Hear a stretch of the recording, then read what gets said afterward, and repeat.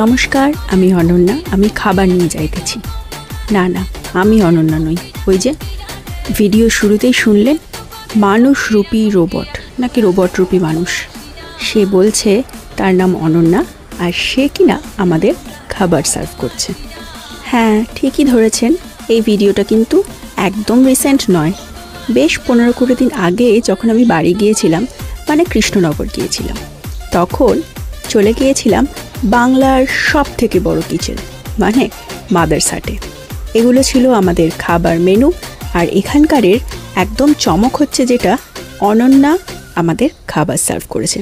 খাবার থেকে অ্যাম্বিয়েন্স, তার থেকে শিল্পকলা, সব কিছুই পেয়ে যাবেন একই ছাদের তলায়। আমাদের তো খুবই ভালো লাগলো। আপনাদের এই ভিডিওটি কেমন লাগলো অবশ্যই কমেন্ট করে জানাবেন। বাই।